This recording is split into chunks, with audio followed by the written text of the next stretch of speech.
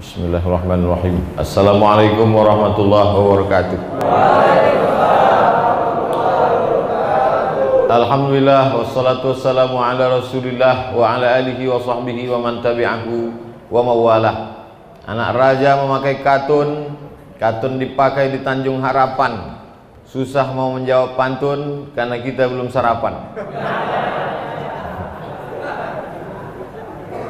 Yang saya hormati Bapak Ketua Pengurus beserta seluruh jamaah Masjid Al-Ikhlasiyah.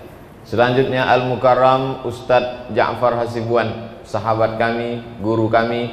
Mudah-mudahan anak cucu kita menjadi penghafal Quran dan qari seperti beliau. Judul kita subuh ini adalah peran pemuda dalam meningkatkan ekonomi umat. Pemuda itu bahasa Arabnya syabab. Syabab itu batas usia 50 tahun. Itu masih disebut syabab. Ini kabar gembira bagi bapak-bapak yang 49 tahun 11 bulan. Masih muda. Jadi nanti kalau pulang ke rumah, sampaikan ke ibu itu di rumah, kata Ustadz tuh aku masih muda lagi. Walaupun kau bilang aku udah bau tanah, masih muda.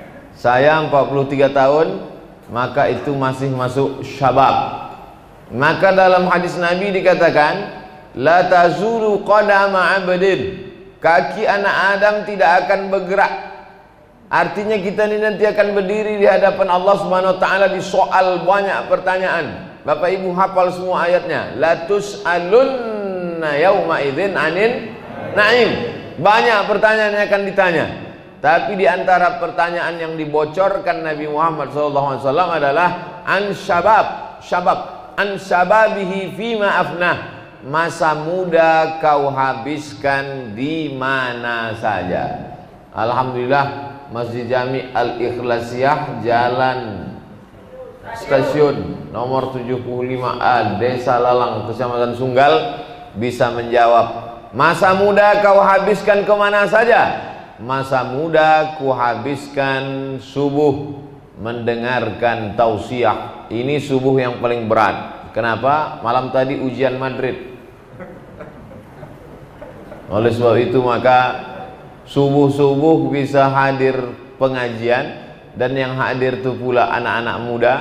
Sampai ke masjid ini saya baru tahu judul kajiannya adalah peran anak muda, dan saya tengok wajah-wajahnya memang anak-anak muda. Oleh sebab itu nanti kalau ada acara-acara mesti begitu. Anak muda, peran anak muda, dialog anak muda. Yang tua-tua itu tak usah diurus lagi. Serahkannya pada malaikat maut. Muda itu sebetulnya umur atau semangat? Semangat. Makanya kalau ada orang tua semangatnya muda, dia masuk anak muda. Yang tersinggung tadi berarti udah tua. Kalau ada orang tua semangat muda, dia masuk golongan anak muda. Kalau ada anak muda, ingatan hilang-hilang timbul, sembayang tidak, bawaan mau mati. Baguslah kalian masuk panti jompo, tak usah masuk remaja masjid. Karena semangat itulah yang membuat Sumpah Pemuda.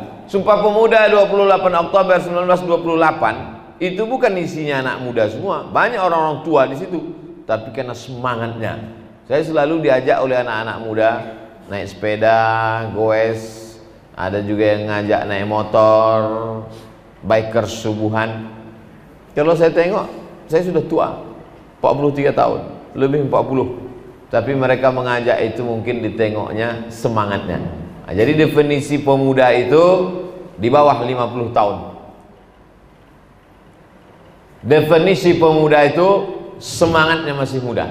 Jadi siapa yang subuh ini di bawah 50 tahun atau di atas 50 tahun tapi semangatnya masih ada, maka dia masih golongan pemuda, masuk dalam judul ini. Adapun dia sudah tua, maka jangan bersedih berkecil hati, karena orang tua juga punya anak-anak muda, dia bawa semangat ini pulang.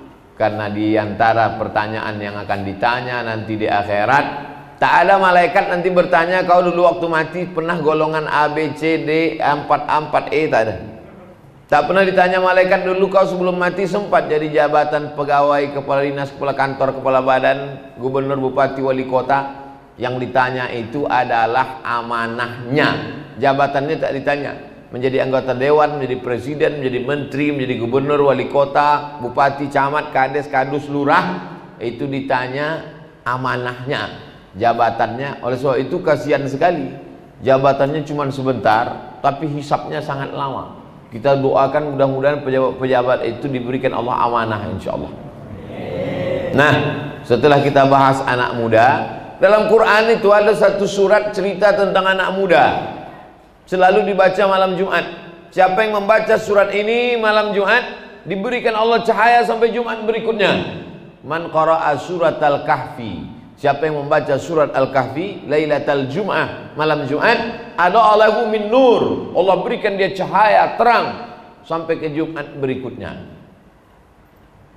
Lalu anak-anak muda terinspirasi dengan pemuda Ashabul Kahfi, dibuatnya lah kelompok remaja Ashabul Kahfi. Sampai setahun kepengurusan tak ada kegiatan, yang diambil tidurnya aja.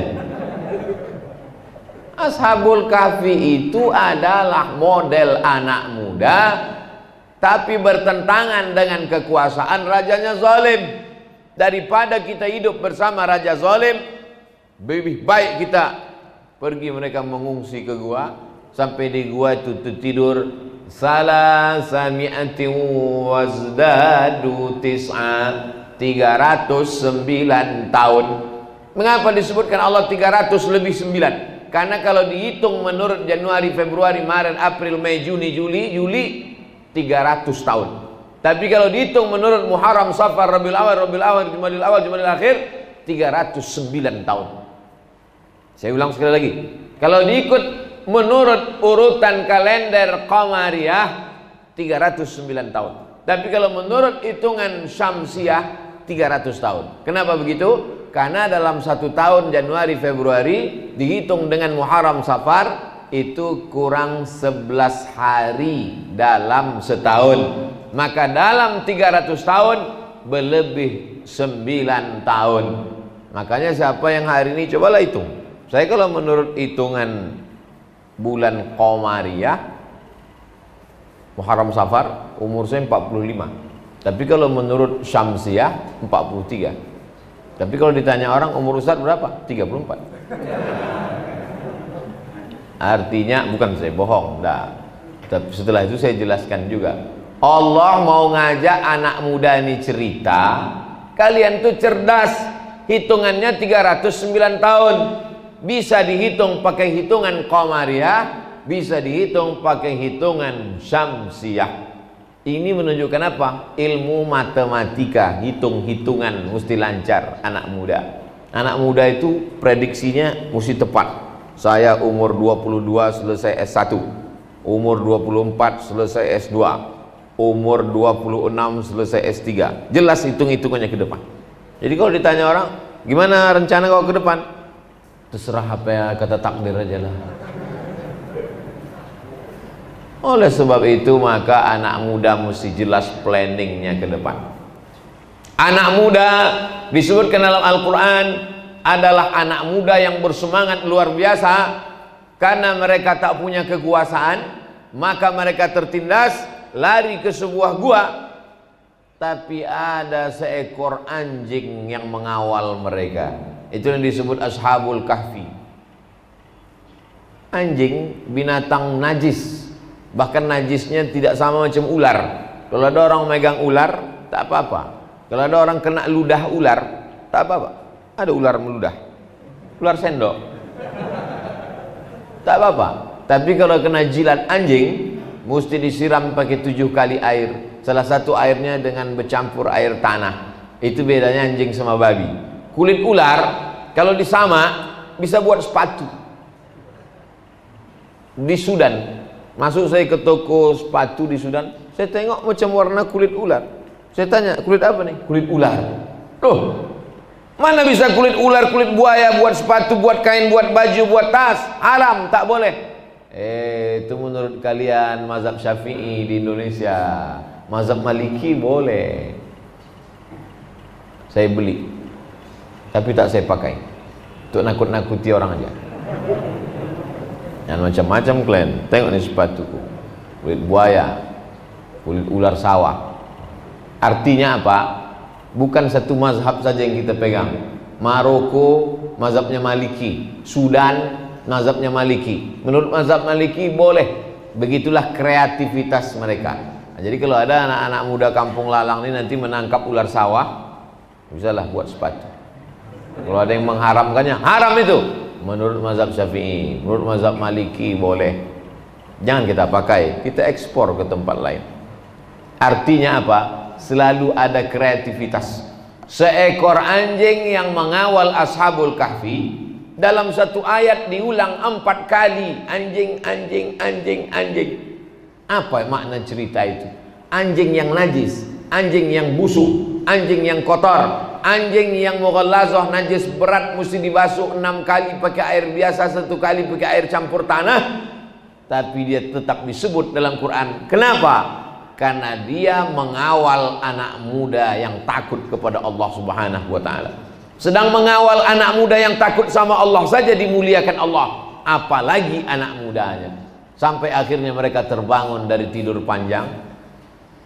Rupanya orang kalau terbangun ini lapar, itu maka dikasih kuih. Terbangun dari tidur panjang, diambilnya duit, disuruhnya kawannya beli nasi. Coba pergi kau beli dulu nasi, tapi jangan kau seradak-seruduk gayanya, kau beli pelan-pelan. Wal yatalattaf wa la yus'iranna bikum ahada. Kau beli nasi, kau beli makanan ke pasar, wal yatalattaf. Wal yatalattaf artinya kau beli dengan pelan-pelan, wa la yus'iranna bikum ahada, supaya orang di pasar tak tahu bahwa tak kenal dengan kita. Pelan-pelanlah kawannya tadi pergi ke pasar membeli makanan. Sampai di pasar tukang makanan menengok duitnya. Duit kalian ini tahun 300 tahun yang lalu. Terkejut dia. Kau dari mana? Aku dari gua. Duit ini 300 tahun yang lalu kok kau masih pakai? Dilaporkan ke raja. Raja sudah berganti. Raja yang zalim, yang jahat sudah mati 300 tahun yang lalu.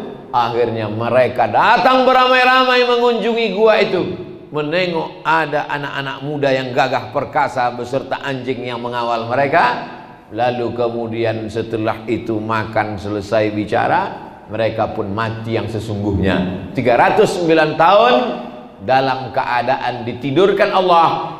Allah mau menunjukkan kepada manusia semuanya, inilah hamba-hambaku yang istiqamah. Maka siapa yang membaca surat ini malam Jumat, diberikan Allah kekuatan anak muda, diberikan Allah istiqomah anak muda, diberikan kehebatan anak muda sampai Jumat berikutnya.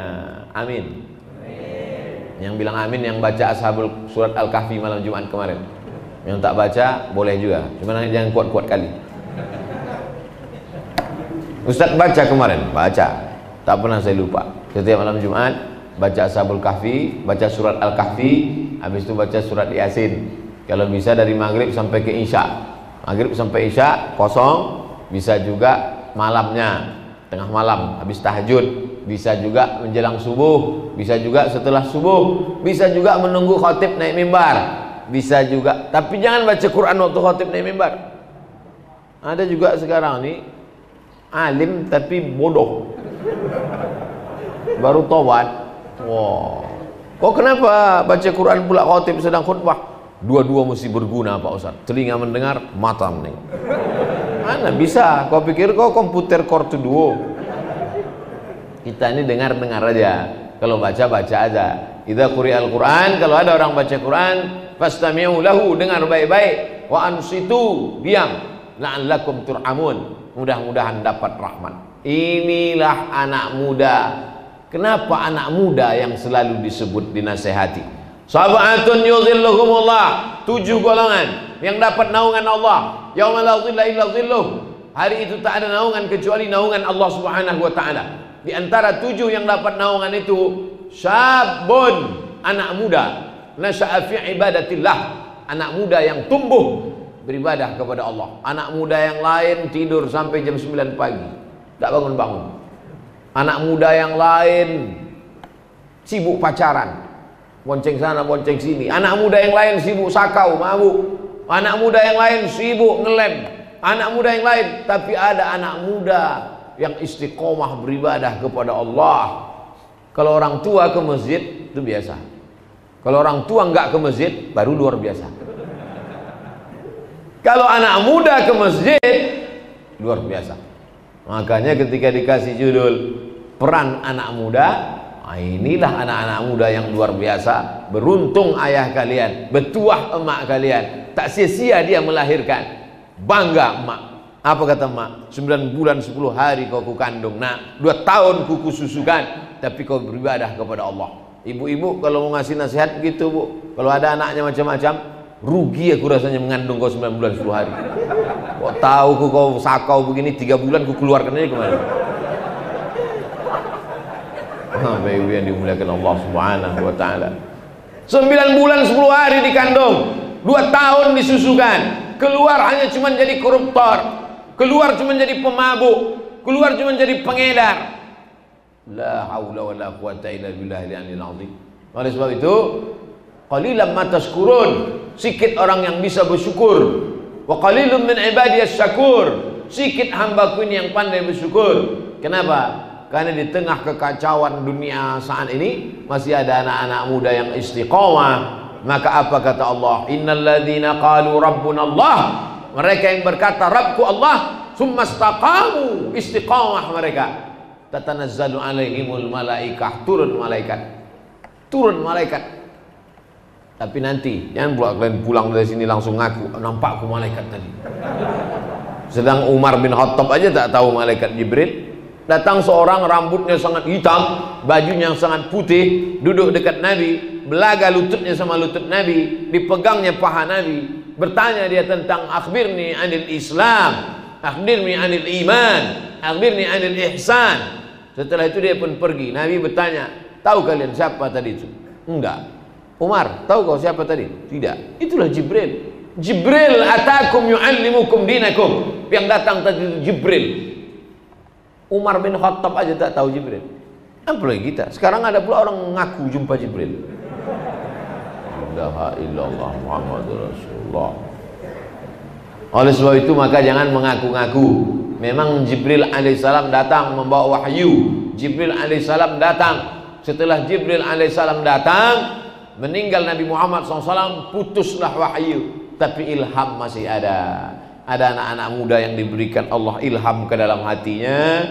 Takut dia kepada narkoba, takut dia kepada pacaran. Yang pacaran-pacaran segera ambil HP, putuskan, unsubscribe, unfollow. Adinda, mohon maaf, habis subuh ini aku sudah dapat hidayah. Selama ini aku hanya hijrah, satu yang belum kutinggalkan. Apa bang? Kau yang belum.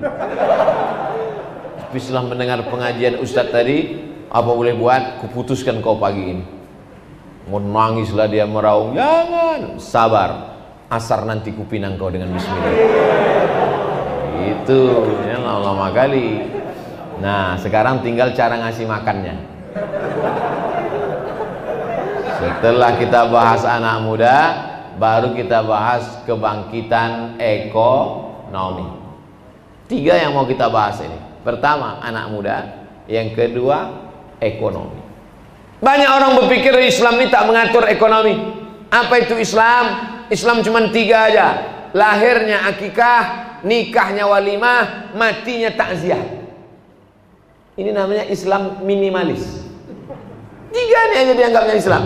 Dia tak tahu Islam mengatur ekonomi. Ada namanya murabahah, ada namanya tijarah, ada namanya ziraah, ada namanya mudharabah, ada namanya rahan, gadai menggadai, ada namanya dain, hutang piutang. Ayat paling panjang dalam Quran Al-Baqarah 282. Ingat itu, Al-Baqarah 282 bercerita tentang duit. Ya ayyuhalladzina amanu, hai orang beriman, idza tadayantum bidainin, kalau kau menjalin transaksi hutang piutang ila ajalin musamma, sampai batas waktu tertentu, faktubu, tulis.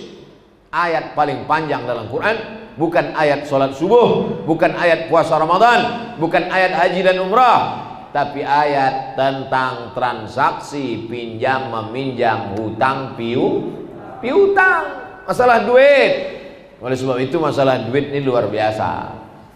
Kita menjadi tenang sholat khusyuk itu kalau tak ada jumpa kita orang yang minjam duit kita. Coba kalau kita jumpa pas pula dia di samping kita, lain bunyi takbir, Allahu Akbar. Saudara yang dimuliakan Allah Subhanahu wa taala, orang yang mati syahid, begitu saya cerita duit langsung masuk kotak sedekah. Langsung yang semangat pura-pura tidur, nampaknya.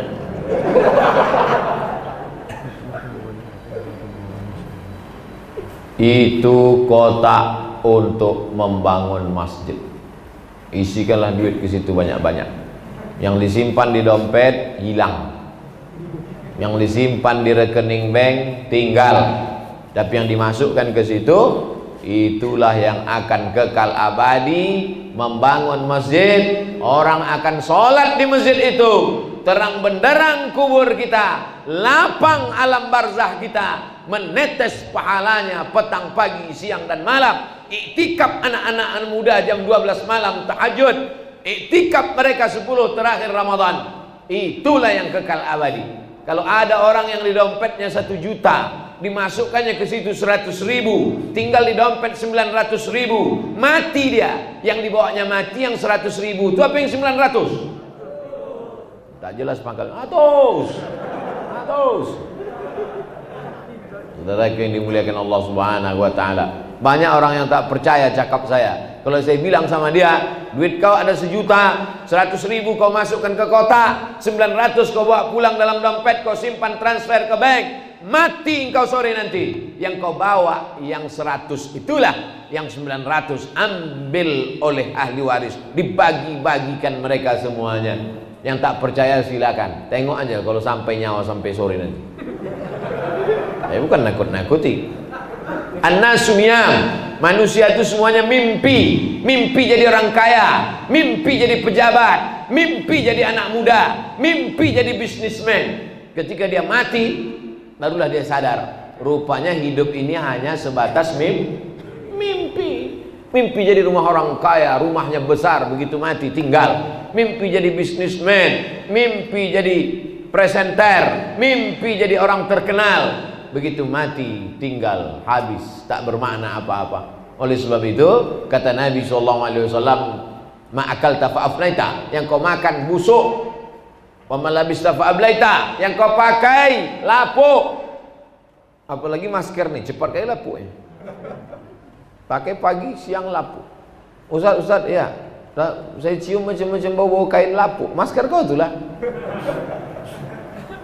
Wa ma tasaddaqta, yang kau sedekahkan, fa amdaita, itulah yang akan kau bawa sampai akhir hayat. Bagaimana mungkin bisa bersedekah kalau miskin, susah, melarat? Lagi-lagi Islam itu kalau kita tengok, coba lihat dalil. Man bana masjidan, siapa yang bangun masjid, banallah mithlahu baitan fil jannah, dibangunkan Allah untuknya satu tempat di surga. Yang punya tempat di surga bookingnya orang kaya. Al-hajjul mabrur laisa lahu jaza illal jannah, haji mabrur tak ada balasannya kecuali surga. Yang bisa haji orang kaya. Idza matal insan, kalau manusia mati, inqata'a, putus amalnya, yang tetap mengalir apa? Shadaqatun jariyah, yang bisa sedekah orang kaya. Datanglah orang miskin, Pak Ustadz, agama Islam ini tak adil. Kenapa tak adil? Yang masuk surga orang kaya aja, kami yang miskin nih Pak Ustadz, kau masuk juga, cuman agak lama sedikit. At-tajirus saduqul amin, pedagang, bisnismen yang jujur, yang amanah, ma'an nabiyyin, nanti dia di surga bersama para nabi, wasiddiqin, bersama siddiqin, wasyuhada, bersama orang mati syahid, wassalihin, bersama orang-orang soleh. Lagi-lagi orang kaya, orang kaya, orang kaya, orang kaya. Oleh sebab itu anak-anak muda yang hadir subuh ini mudah-mudahan semuanya menjadi orang kaya-kaya semua. Jadi cita-cita dalam hati kalian, sebelum aku mati aku mesti bangun masjid. Amin. Buat nama masjidnya Masjid At-Taqwa. Yang lagi udah banyak kali. Masjid Al-Ikhlas banyak kali. Biar supaya agak lain sedikit, Al-Ikhlasiyah. Buat nama masjidnya daripada beli motor besar. Itu nama masjid. Nanti saya ceramah di situ. Yang saya hormati Bapak pendiri masjid daripada beli motor besar. Yang saya hormati jamaah-jamaah Bapak Ibu jamaah masjid daripada beli motor besar. Anak muda ya. Kenapa kau kasih nama masjid ini daripada beli motor besar? Duit saya ini awalnya mau beli motor besar Pak Ustaz. Terus setelah saya pikir-pikir apa guna manfaatnya, maka akhirnya saya batalkan, saya bangunkan ke masjid. Maka nama masjidnya daripada beli motor besar. Keren kan? Cerdas. Itulah yang orang cerdas.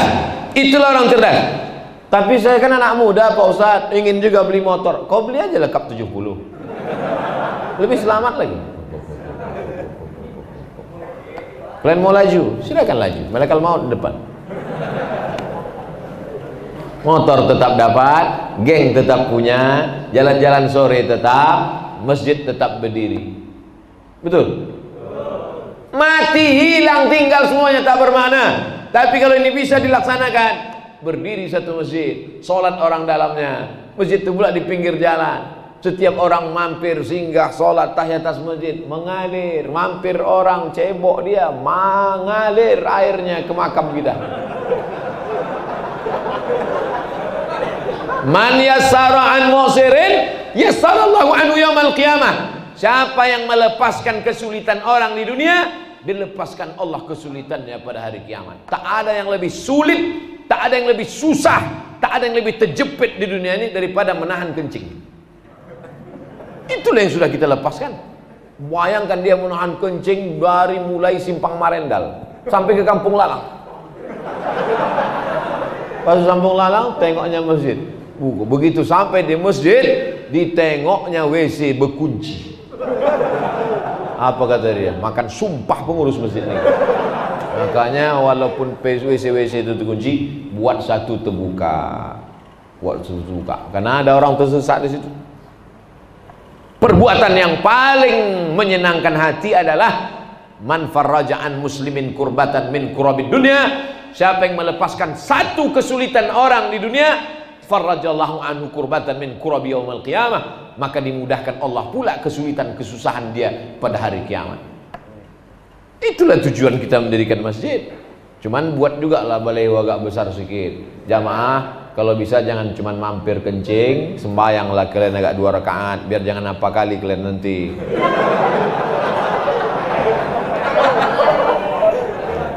Buat situ. Yang cuma mampir aja. Nah, buat kotak sedekah depan, kotak.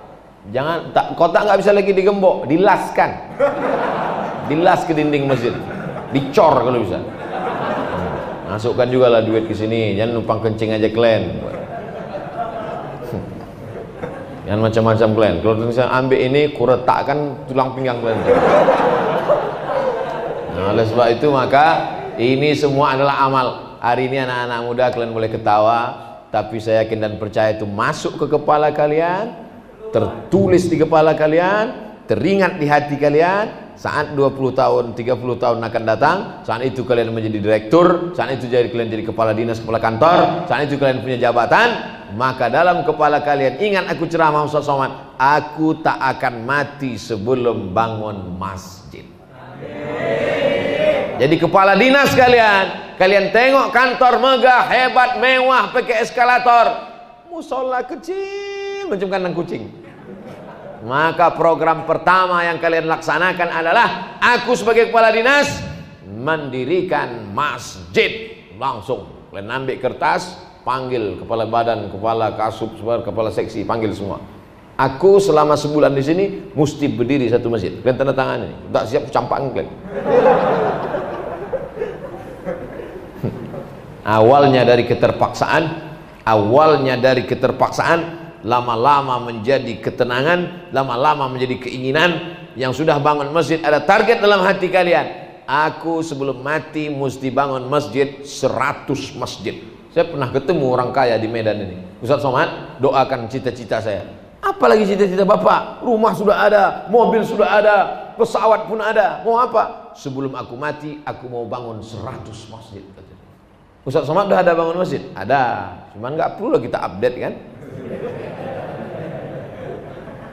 Nah, kalau kalian anak muda-muda mesti kalian update nanti. Begitu masjid jadi, kalian update status di depan masjid. Siapa nama kalian? Namaku Jalil Pak Ustaz. Masjid Al Jalil. Siapa nama kau? Robert. Buat situ. Masjid Robert Al Islami. Waduh lah mantap. Masjid siapa itu? Masjid saya. Oh, kalau begitu kau riak. Untuk membangkitkan semangat anak-anak muda supaya mereka semangat bekerja, semangat cari duit, tunggang langgang lintang pukang. Apa beda orang Islam cari duit dengan orang Islam yang tak cari duit? Apa beda orang beriman cari duit dengan orang tak beriman cari duit? Sama-sama bisnis, sama-sama dagang, tapi mereka bedanya ada target yang ingin dicapai. Orang beriman kalau cari duit, tujuannya duitnya itu untuk kepentingan agama. Buatkan kos-kosan gratis. Gimana Pak persiapan pensiunnya? Alhamdulillah Pak Ustadz, 100 pintu kos-kosan sudah siap. Mana dia? Itu. Kenapa pintu semua? Memang pintunya aja dulu. 100 kos-kosan. Kos-kosan pakai AC untuk eksklusif. Pakai AC, pakai TV, hebat. Buatkan 3 ini gratis untuk anak tak mampu, untuk fakir miskin, untuk anak muda berprestasi. Mesti ada begitu. Kalau tidak habis. Al-Qayyis, itulah orang yang cerdas. Siapa yang orang cerdas itu? Mandana nafsahu amila lima ba'dal maut. Ditekannya hawa nafsunya, dia berpikir apa yang akan kubawa mati nanti setelah mati. Tulis 3 pintu kos-kosan ini untuk wakaf, hasilnya mengalir ke Masjid Al-Ikhlasiyah. Amin. Udah ada belum? Kita doakan mudah-mudahan ada. Tiba-tiba dikasihnya lah kos-kosan yang kurang-kurang mantap. Insya Allah masuk surga kurang-kurang mantap. Saudara yang dimuliakan Allah Subhanahu Wa Taala, pengalaman kami bersama selama ceramah pengajian di mana-mana, ada pernah orang mengasih motor. Ustadz Somad, ini motor untuk Ustadz. Akhirnya kami bawa motor itu bannya 2. Kalau bannya 4, mobil. Jadi adalah Ustadz nih orang Medan, ditelepon sama orang Jawa, kau jemput aku nanti pakai motor ya. Dijemput orang tuh pakai sepeda motor. Rupanya maksudnya motor tuh mobil, karena di Medan motor tuh mobil. Adalah orang ngasih saya sepeda motor, bannya 2. Ustadz ini untuk dakwah, kami serahkanlah ke suku Talang Mama di pedalaman Riau, di hutan, karena itu bermanfaat di dalam. Kami serahkan. Kenapa Ustaz serahkan? Jelek kali. Kok bagus kok ambil. Ada pula orang ngasih ambulan. Kemarin kami ceramah di rumah sakit, tidak ada gunanya punya banyak ambulan. Berapa banyak orang miskin tak bisa dimakamkan, ibu-ibu hamil melahirkan di tengah jalan. Nama anak siapa? Alan Nuari. Lahir di jalan bulan Januari. Mohon maaf kalau kebetulan namanya sama. Gara-gara apa? Gara-gara ambulan mahal. Pas selesai kami situ, datang Pak Direktur. Ustadz Somad, ini kami wakafkan 1 ambulan. Ambulan wakaf pernah dapat kami. Mobil wakaf pernah dapat kami. Mobil yang banyak itu, kalau kalian mati, tinggal. Tapi ada 1 mobil yang bisa dibawa mati. Atau jamaah berbisik, alah ngawur aja Ustaz tuh. Mana ada orang mati bawa mobil? Pikirnya saya nggak dengar. Ada mobil yang bisa dibawa mati. Mobil mana? Mobil yang diwakafkan fisabilillah. Diwakafkan mereka. Ceramah pula saya di Aceh Singkel, ramai di tengah lapang. Tanah yang luas, tinggal itu tanah itu semua. Tapi ada tanah yang kekal abadi. Tanah yang kita perlu cuma 1 meter kali 2 meter. Itulah tempat kita. 1 meter kali 2 meter. Dalamnya 2 meter. Kenapa dibuat 2 meter? supaya baunya tak naik ke atas. Maka dibuat kau makin dalam ke bawah. Biasanya orang ngukurnya setinggi tegak. Begini tegaknya, udah cukup 2 meter ke bawah supaya baunya tak naik ke atas. Karena kalau baunya naik ke atas, datang anjing mengais, dimakan anjing. Ya. Tak ada gunanya manusia ini. Tapi ada yang tanah kekal abadi. Itulah tanah yang kau wakafkan. Pas saya sedang ceramah, berdiri ibu-ibu seorang. Ustaz, tanahku 3 hektar, ambil. Kami serahkan ke alumni pesantren Darul Arafah. Selama saya ceramah macam-macam. Begitulah hebatnya. Di Mesir saya lihat sendiri ketika bercerita tentang sedekah, Khalid Mash'al, Jenderal Panglima Angkatan Bersenjata dari Palestina, nelpon, kami sedang sulit melawan Israel, tolong bantu kami. Maka langsunglah datang orang Mesir membawa karung beras. Begitu karung beras dibawa, langsung ibu-ibu orang Mesir itu membuka gelang-gelangnya, masuk gelang itu semua cincin. Pas dibuat di tempat kita, lama orang tuh milih mana gelang paling kecil.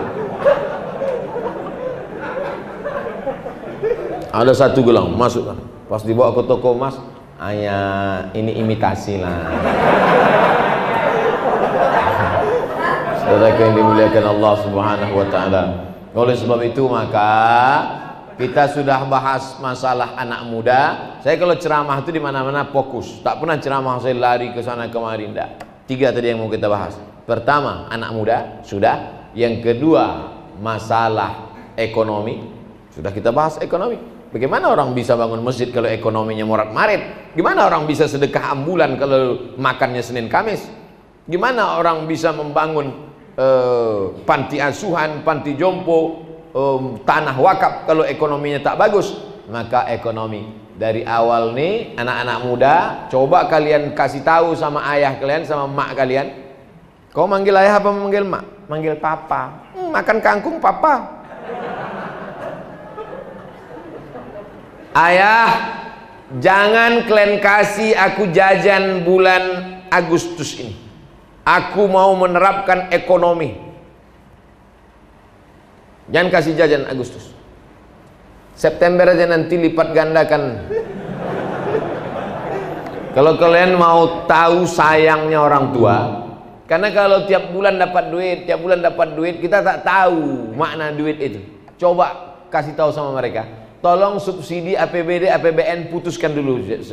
Putuskan dulu Agustus September ini. Cobalah kalian cari duit jadi tukang parkir, dorsmer, jual. Tadi sebelum kemari kan ada pasar depannya. Ada pasar. Ustadz, kata mereka, loh tahu pula dia ada pengajian sini. Coba rasakan susahnya cari duit. Barulah kalian akan cinta sama ayah sama ibu anak-anak muda. Coba rasakan cari duit. Memangnya Ustadz dulu pernah mengalami seperti itu ya. Saya kuliah di Mesir 5 September 1998 sampai saya ke Mesir. Walaupun jelek kaki saya ini udah sampai ke Mesir nih. 5 September 1998 sampai di Mesir. Tak pernah saya minta duit sekalipun. Bukan ayah saya miskin susah enggak. Tak apalah kaya kali, tapi pokok sawit adalah agak 253 batang. Berapa kau kirim sebulan? Tak usah kirim, mak. Apa makan kau di sana? Aku dapat beasiswa 160 pon sebulan. Mana cukup itu? Ku cukupkan. Namun minta duit enggak. Aku mau hidup berdikari sendiri. Musim haji pergi kami, bawa barang-barang dagangan. Pulang dari haji, kami bawa pula barang dari Saudi Arabia, naik kapal laut 2 hari 2 malam. Sampai di Makkah Madinah sana, macam-macam kerja. Ada kawan saya dapat kerja cuman sehari aja. Habis itu lari dari tempat kerja, nyuci piring. Tak putus-putus piring.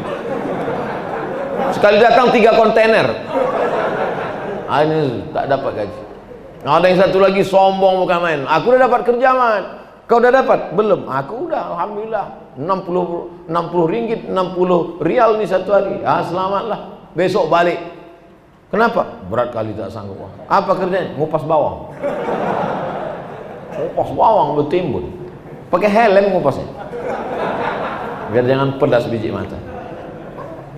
Jadi kami dulu itu luar biasa. Makanya kalau hari ini saya ceramah di depan anak muda, jangan kalian minta duit kuliah, jangan kalian. Nggak pernah. Saya tak pernah minta duit. S1, S2, S3, tak ada minta duit. Ini sekarang buaya bukan main, petantang petenteng. Asal awal bulan, mak.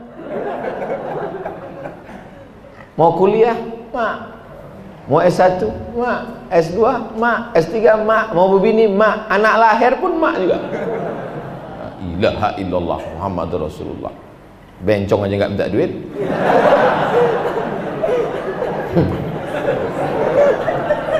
Saya tidak keras. Saya tak nyuruh kalian anak-anakku macam saya betul tak minta duit 4 tahun. Jangan. 4 tahun S1, 2 tahun S2, S3 2 tahun tak minta duit. Bukan seperti itu. Terlalu keras. Itu terlalu berat buatmu, Dilan. Kalian kusuruh 2 hari aja, sebulan aja, seminggu aja tak usah minta duit. Cobalah cari duit melalui jual koran. Cobalah cari duit melalui doorsmear, cuci mobil, cuci motor. Cobalah jual duit melalui jual online. Biar tahu bagaimana susahnya. Kalau sudah tahu bagaimana sulitnya, pas duit itu dapat, maka rasa sayang untuk ini suka-suka hatinya aja memakai duit. Dikiranya di kamar bapaknya itu ada pokok duit. Asal disiram betunas, asal disiram betunas. Bukan semudah itu. Mereka sayang. Ada pula memaksa emak. Berapa kali saya dapat video WhatsApp, ada orang memaksa emaknya masuk ke rumah. Mana duit, mak? La ilaha illallah. Mau kupijakkan aja batang lehernya. Udahlah mak tu tua melahirkan dia. Kalau memang kau gagah perkasa, pergilah kau ke sana jualan. Bisa kau dapat duit, berhasil hidup. Oleh sebab itu Islam ini mengajarkan Nabi Muhammad SAW tak ada ayahnya, tak ada emaknya. Siapa yang membuat Nabi tak berayah, tak beribu itu? Allah mau mengajarkan kita mandiri. Belum lagi lahir ke dunia, sudah meninggal ayahnya. Walamma tamma min hamlihi syahrani ala ashhuril aqwalil marwiyah tufiya bil madinatil munawwarati abuhu Abdullah.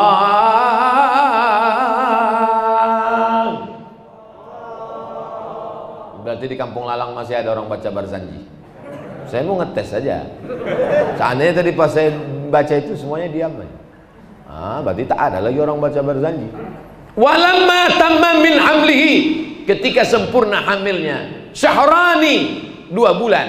Ala asyuril aqwalil marwiyah, menurut hitungan bulan qamariyah. Tufiya bil madinatil munawwarati, meninggal ayahnya di kota Madinah. Abu Abdillah 2 bulan dalam perut, meninggal ayahnya. Mandiri, tak pernah minta duit pada ayahnya. Sebutkan nabi yang tak pernah minta duit pada ayahnya. Salah satunya Nabi Muhammad SAW. Nabi Isa memang tak ada ayahnya sama sekali. 4 tahun meninggal pula emaknya. Diasuh oleh datuknya, kakeknya, opungnya. Meninggal pula. Meninggal dia pada saat usia Nabi sedang perlunya, sedang butuhnya, sedang sayangnya, sedang cintanya. Lalu kemudian dibesarkan oleh paman. Di antara paman-paman Nabi yang banyak itu, ada satu paman yang paling enak ditumpangi. Itulah Abu Talib, anaknya Ali bin Abi Talib. Nama Abu Talib, istrinya namanya Fatimah. Sangat sayang kepada Nabi. Nabi tak berayah, kasih sayangnya didapatkan dari Abu Talib. Nabi tak beremak, kasih sayang emak didapatnya dari Fatimah. Makanya saking sayangnya dia, anaknya pun dikasihnya nama Fatimah. Hebatnya Sayyidina Ali, emaknya Fatimah, bininya Fatimah. Adinda, aku ingin minang. Kenapa aku yang kau pilih, bang? Karena namamu sama macam nama emakku. Fatimah, luar biasa. Fatimah itu Zahra. Nabi SAW hidup berdikari, tak pernah menggantungkan hidupnya pada ayahnya, pada emaknya. Dari mana Nabi hasil hidup? Nabi mengembalakan kambing-kambing orang Makkah. Kalau ada orang mau makan kambingnya perlu rumput, digembalakan kambing. Waktu itu masih kecil, sudah agak besar, mulailah dia bisnis membawakan barang-barang dagangan. Li'ilafi Quraisy, perjalanan bisnis orang Quraisy. Ila fihim rihlatash syita. Was. Memang bentuk leher itu sama, cuman yang keluar lain bunyinya. Satu qori internasional, satu kambing ditarik. Sebelum kalian ngejek, bagus kita ejek duluan kan. Rihlatas syita, musim dingin. Soib, musim panas. Musim dingin, musim panas, dibawanya lah barang dagangan. Cuman hebat kalau anak muda ini yang bawa barang dagangan, lakunya pesat. Kalau orang lain yang bawa, laku 5. Kalau dia yang bawa, laku 100. Lama-lama yang punya barang-barang ini heran. Aku heran, kenapa kalau dia ini yang bawa lakunya banyak, tapi kalau orang lain yang bawa lakunya sedikit. Siapa yang bawa ini? Ada anak muda. Siapa namanya? Muhammad. Bawa dia ke sini. Maka Khadijah, bisniswoman, wanita karir. Khadijah heran, mana orangnya? Ditunjukkan mereka. Itulah dia yang selalu membawa itu. Tengok Khadijah.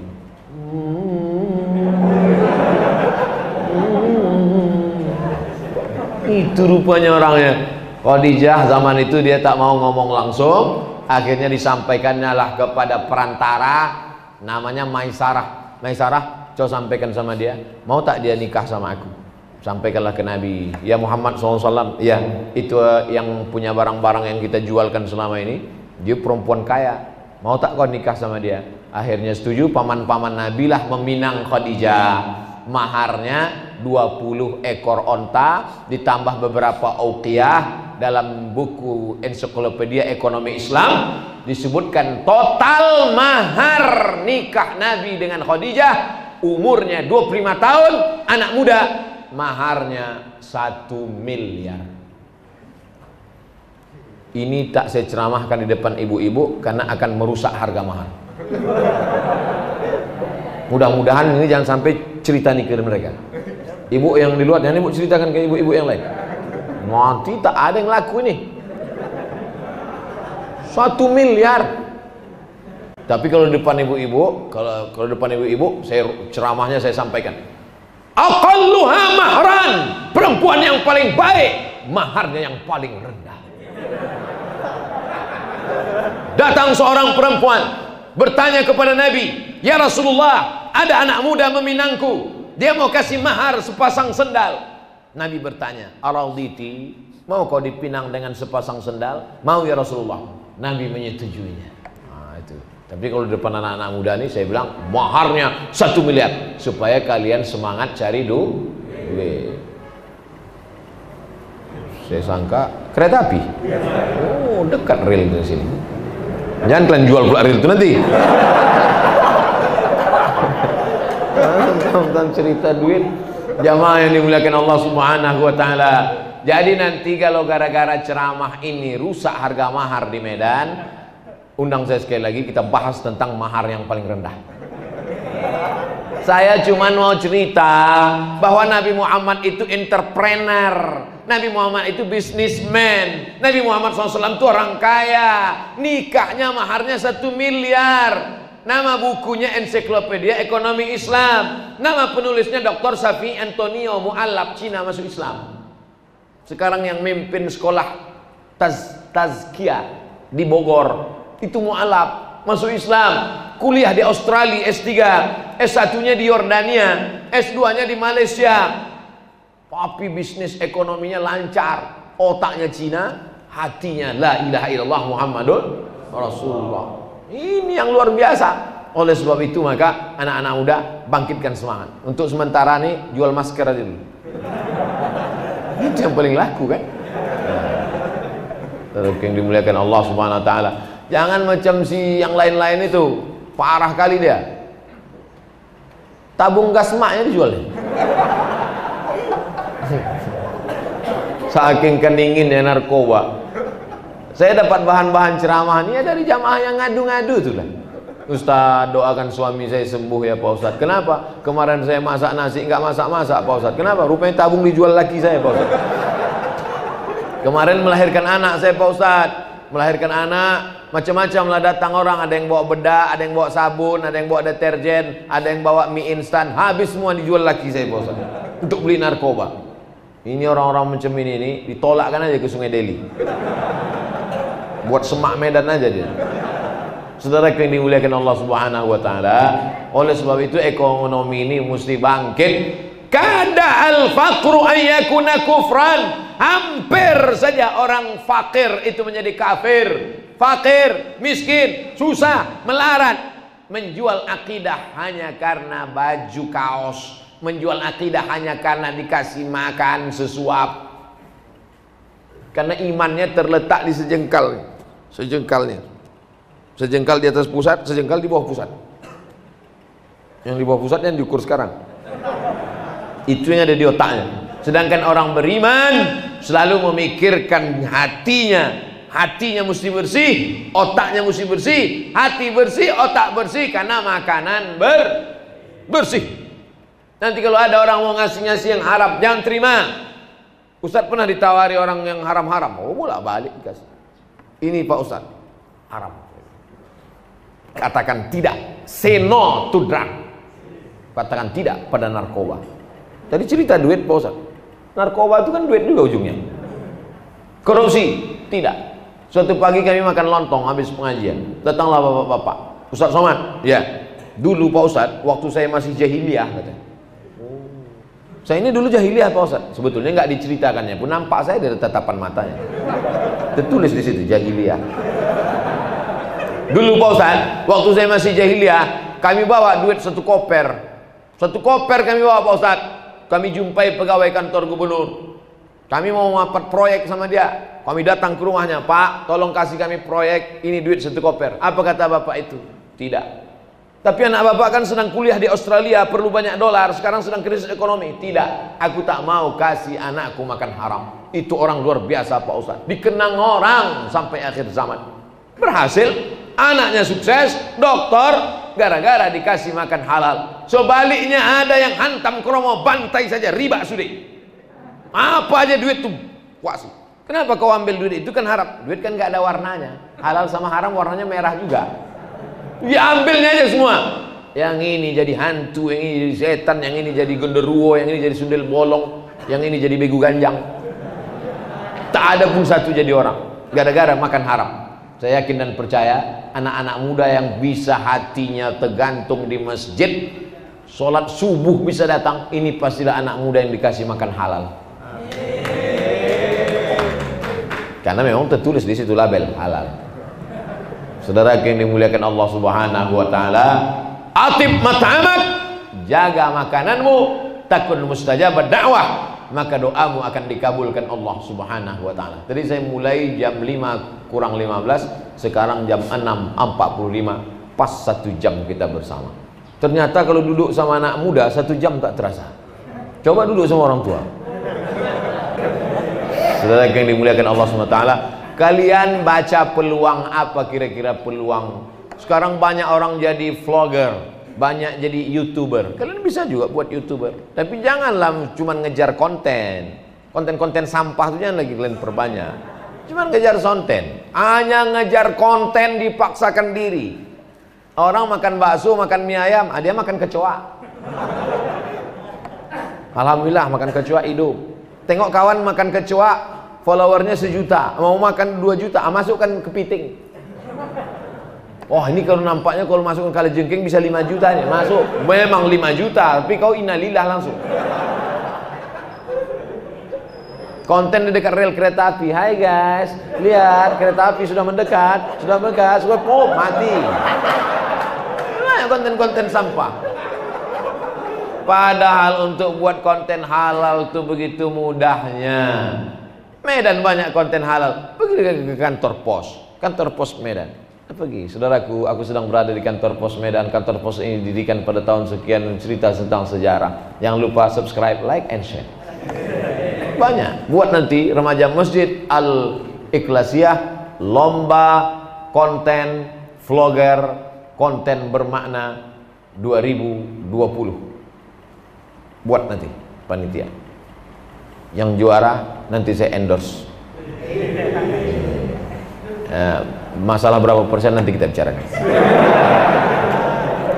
Saudara yang dimuliakan Allah Subhanahu wa taala, saya sampai hari ini duit YouTube itu tak pernah saya makan.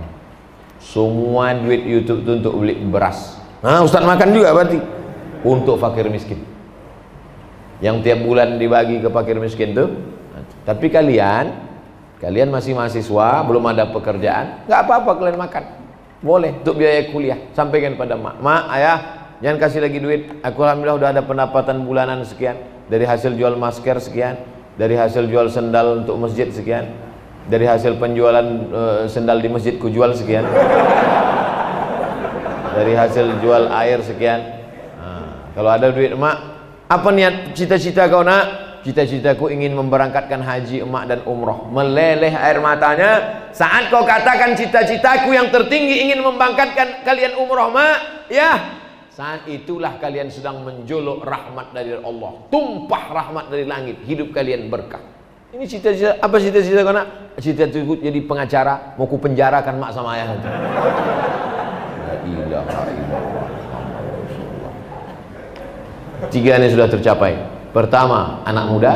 Kedua, ekonomi. Ketiga, peningkatan. Baca peluang, lihat yang terbaik. Insya Allah semua jadi anak-anak muda yang sukses dunia akhirat. Amin. Ya Rabbal Alamin. Ala hazihin niyah al-Fatihah. A'udzu billahi minasyaitonir rajim. Bismillahirrahmanirrahim. Alhamdulillahi rabbil alamin arrahmanir rahim maliki yaumiddin. Iyyaka na'budu wa iyyaka nasta'in. Ihdinas shiratal mustaqim. Shiratal ladzina an'amta 'alaihim ghairil maghdubi 'alaihim waladdallin. Amin. Allahumma shalli 'ala sayyidina Muhammad wa 'ala ali sayyidina Muhammad. Allahumma aslih syababal muslimin. Perbaikilah anak-anak muda kaum muslimin, bil khusus jamaah Masjid Al-Ikhlasiyah Kampung Lalang ya Allah. Allahumma ba'idhum 'anil syarri wal fitan. Jauhkan anak-anak muda kami dari keburukan dan fitnah. Allahumma dafa'na al-ghala wal waba wal fahsya wal riba wal zina wal munkar. Selamatkan anak-anak muda kami dari malapetaka, bencana, riba, zina, narkoba, pergaulan bebas, pacaran, LGBT, perbuatan keji dan mungkar. Allahumma ja'alhum minal mujahidina fi sabilik bi amwalihim wa anfusihim. Jadikan anak-anak muda kami ini berjuang di jalanmu, memperjuangkan agamamu dengan harta dan nyawa mereka ya Allah. Allahumma waffiqhum lima tuhibbu wa tardah. Tanamkan ke dalam hati anak muda kami ridha dan cintamu, sehingga mereka beramal dengan amal yang kau cintai dan kau ridhai ya Allah. Allahumma arzuqhumul istiqamata ala syari'atil gharra wa tariqatil bayda.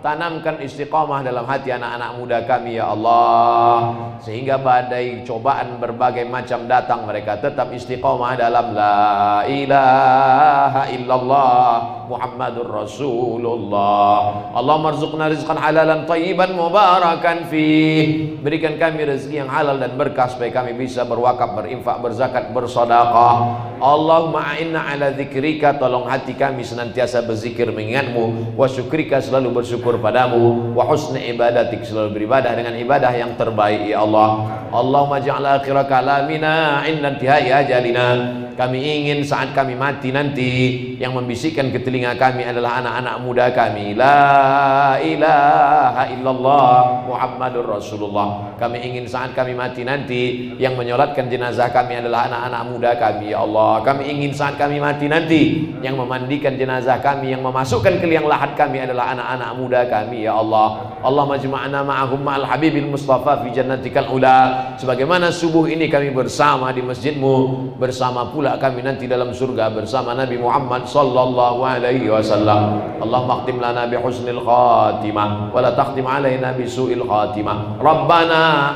atina fid dunya hasanah wa fil akhirati hasanah wa qina adzaban nar. Wa sallallahu ala sayyidina wa maulana Muhammad wa ala alihi wa sahbihi wasallam. Walhamdulillahi rabbil alamin.